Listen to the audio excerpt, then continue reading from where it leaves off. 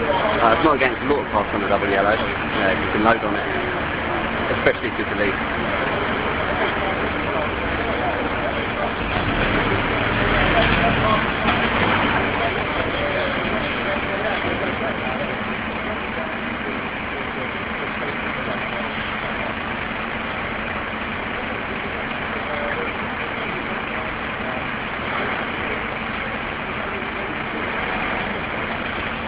Okay, we've got a bit of daylight now. So if you've been watching my stream overnight, you would have known that it was pretty dark, and with the resolution on a live stream, it doesn't make for the best pictures. Having said that, it does seem to have caught a lot of people's interest, so thank you very much for watching, and thank you very much for sharing the link and mirroring it and everything. Okay, so I'm outside the Ecuadorian Embassy in London. It's located at number 3 Hands Crescent.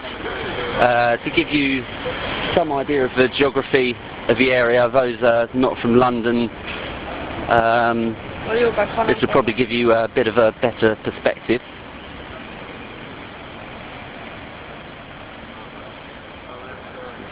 So we have right here the world famous Harrods department store, and as I pan to the left, is Hands Crescent, and here is the front door to the Ecuadorian Embassy. There's 2 police officers stationed on the door at the moment. Now, overnight, police officers have been going in and out at various times through that door, and also through... I'd like to give like an interview to this lady from Australian Radio. Yeah, I can do. Give me a minute, though. I'll be a sec.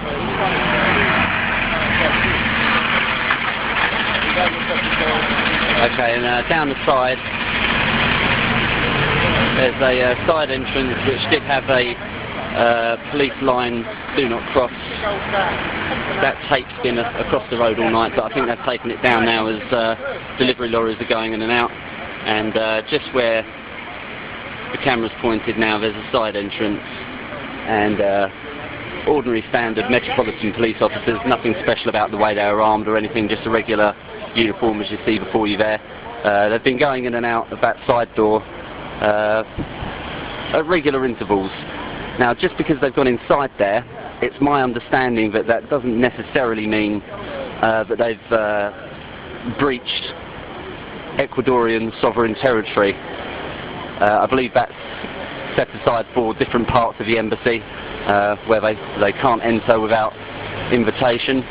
So although they've been in and out of the building, it is not my understanding or belief that they've actually attempted to arrest Mr. Julian Assange. Now, there's some of the mainstream media cameras here.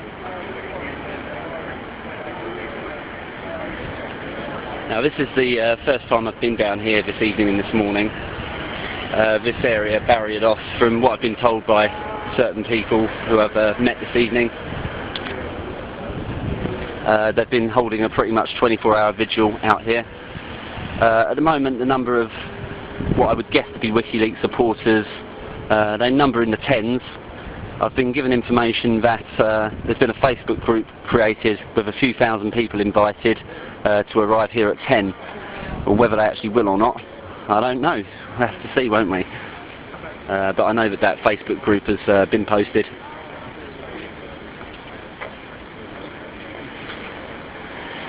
Right, also to let everybody else know who's watching this feed, I'm just a regular guy.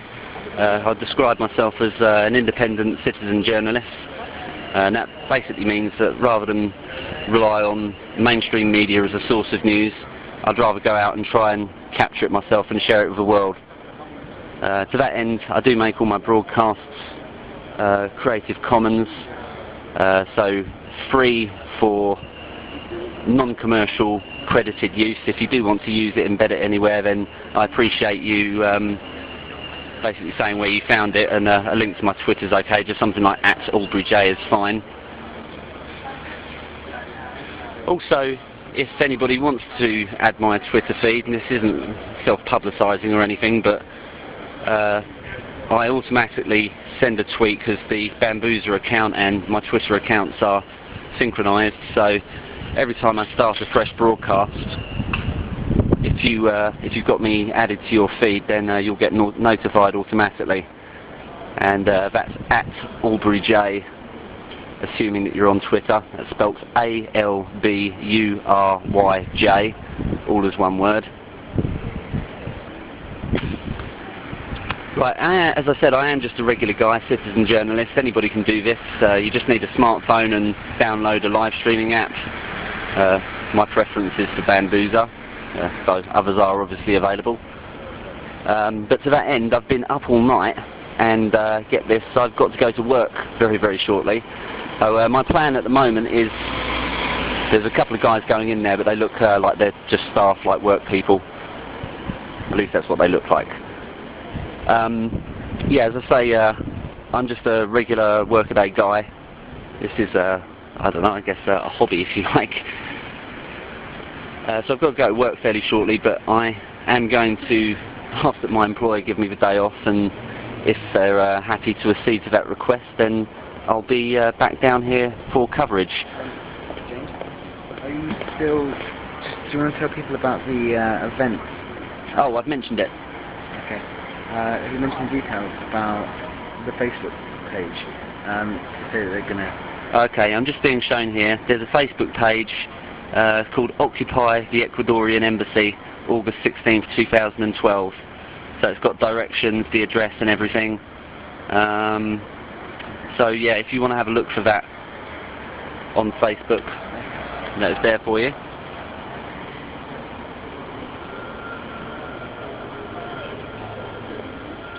Just going to, well, I get asked, well, I've been asked several times this evening, both in person and on Twitter and everything, am I a WikiLeaks supporter, am I an Occupy supporter, why am I here, that kind of thing. So just to inform everybody, I have mentioned this already on previous streams, but I'll mention it again because I appreciate this being daylight now, the picture's a lot better. My view on WikiLeaks, for the start, okay, this is a personal view, take it for what it is. I think that WikiLeaks have done some absolutely amazing work in terms of making information open and transparent, and it's something which I'm broadly supportive of. The cables which were released, obviously being, I mean, I can't claim that I've read every single one of them, but a lot of them I have read, certainly made interesting reading, and it certainly sheds some light on the situation in Iraq and Afghanistan, which obviously the USA and the UK have been heavily embroiled for 10 years or so now. And yeah, I very much applaud what WikiLeaks have done in terms of transparency and openness. Now, with regards to Mr. Assange, I've been asked several times, do I think he's a rapist? Do I think he's innocent? Do I think he's guilty? And here's my answer to that question. I don't know. How can I possibly know?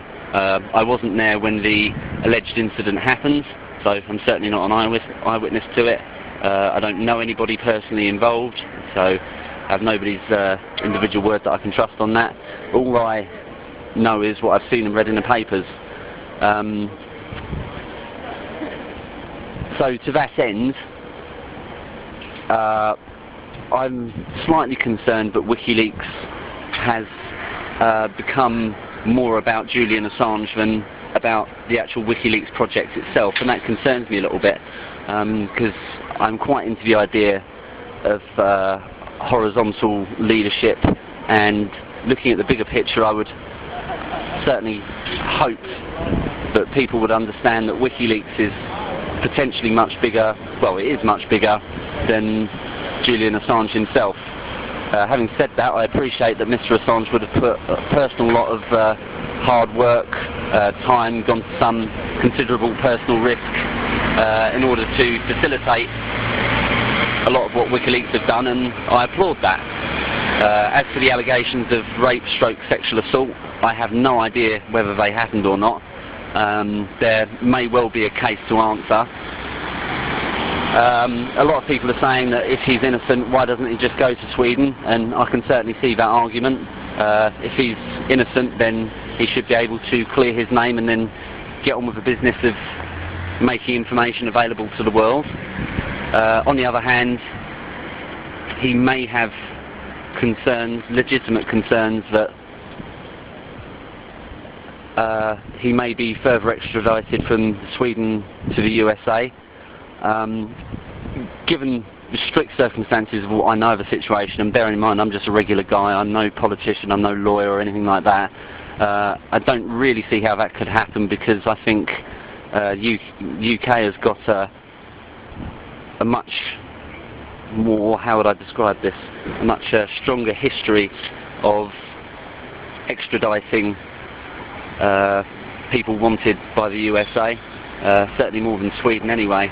On the other hand, I've heard that Mr. Assange has invited the Swedish authorities to visit him at the Ecuadorian embassy here in London, and they can question him under full extent of the Swedish law, because it is important to remember he hasn't been charged with anything, he stands accused, so that obviously does warrant investigation. It's a very serious accusation. So I'm unsure as to why the Swedish authorities have been unwilling to visit him in the Ecuadorian embassy and question him. I'm just being asked a question, hold on.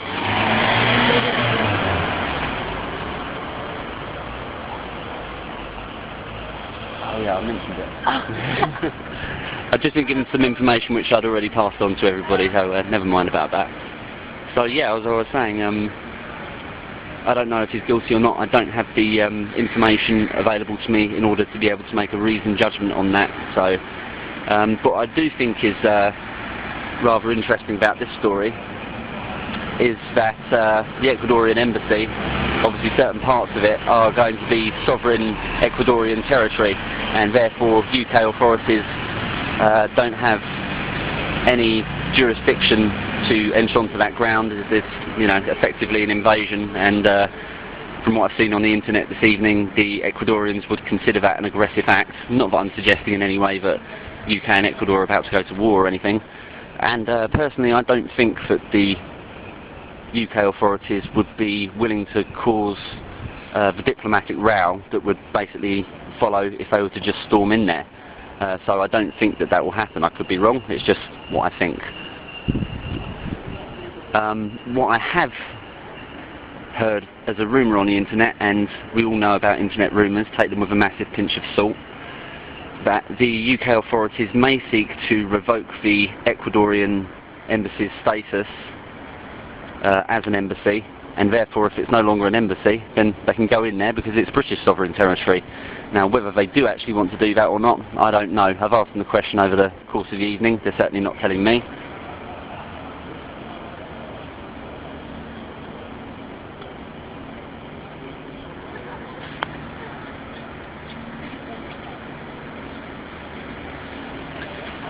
And some people have asked me if I could gain my way inside. I can let you know if you want to watch one of my earlier streams that I did actually press the buzzer that's up on the top of the steps there. It's marked Ecuadorian Embassy. There's the buttons just up there. And they didn't answer, because a lot of people were thinking maybe if I could get an interview with Mr. Assange himself, ask him a few questions, pass on the questions that I see come up on the chat to him, that would make a really interesting interview outside of the mainstream media, which I presume is something that Mr. Assange would support. I know that the WikiLeaks account tweeted my feed earlier, this stream. So whether he's actually connected to that, has access to it or not, I don't know, but they have some awareness that live streamers are out here, I would imagine. They've only got to look out the window.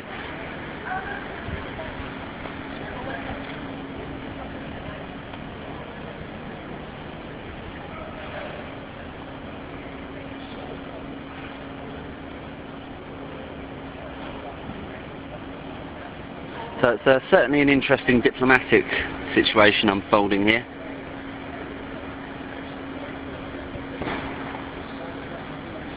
I did see on one of the chat comments there that somebody described me as ignorant, which is excusable but also stupid as well. And thank you very much for your kind comment. Well, it wasn't a kind comment, but I thank you for your comment anyway. My response to that would be this, that I may very well be ignorant and or stupid, but I don't think you've really got enough information to form a judgment on that.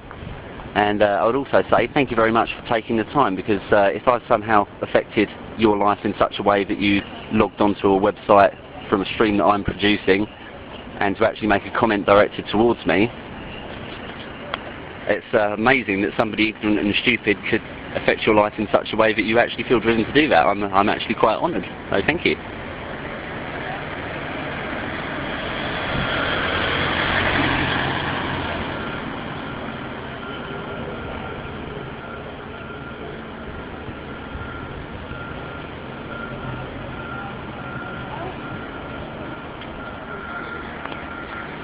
As much as anything, as far as I understand, there have been UK police officers outside this embassy ever since Mr. Assange entered sometime in June, I think it was, in order to seek asylum in Ecuador.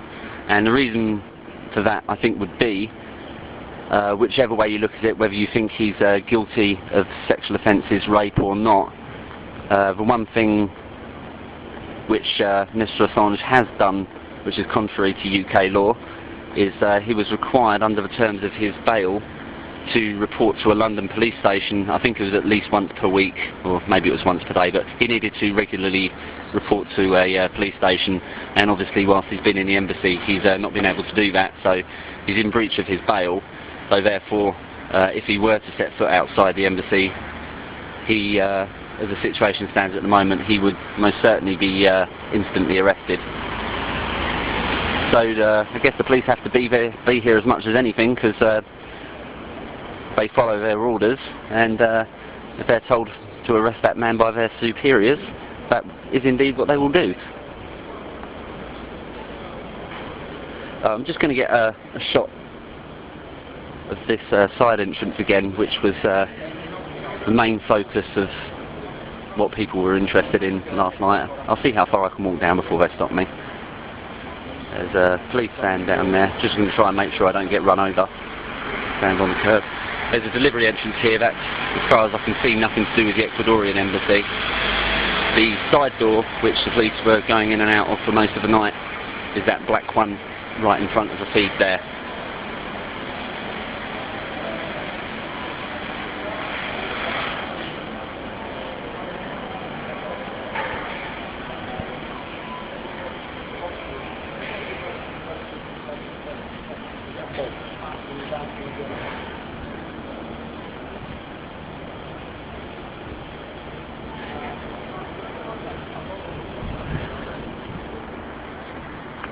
Okay, now unfortunately I'm going to have to finish off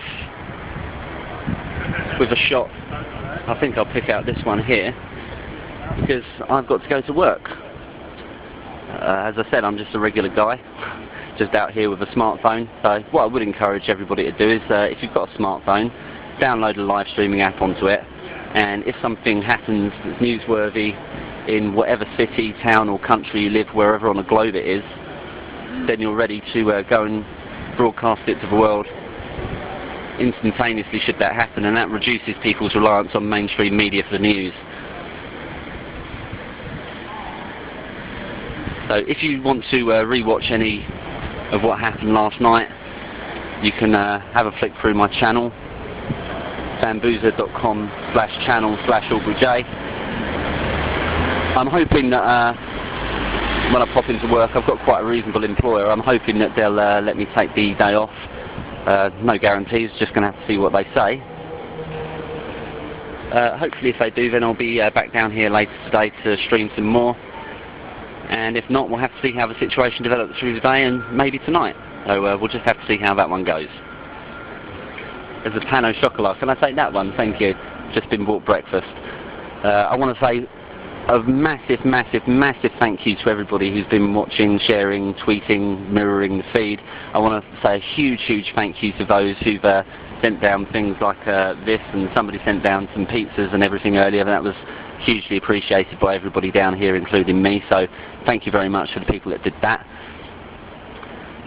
If you want to donate to help keep the stream running, because it's things like extra batteries that run out and they cause breaks in the feed, if you want to help with that with micro donations, there's a way you can do that. If you visit www.flatter, which is spelt flattr.com/profile/AubreyJ. Then if you want to, then you can make a micro donation there, and that's like 10 pence, 10 cents, whatever your local currency is. Can be as little or as much as you like, but I really encourage people to pay really, really tiny amounts. So it's better to have 1,000 people pay a really, really tiny amount than have 10 people pay quite large amounts. Share the load as much as possible, and anything donated there goes towards extra batteries. It helps pay for my bandwidth, because obviously I have to pay line rental on this thing for unlimited data and whatnot. So don't in any way feel obliged, but if you are able to and if you want to, then any donation you want to make there is hugely appreciated. Thank you very much. Last reminder, for Twitter, if you want to get an update in your feed of when I'm starting a fresh broadcast, is at AubreyJ, ALBURYJ. Thank you once again, and I hope to be able to pick this up later for you. Goodbye for now.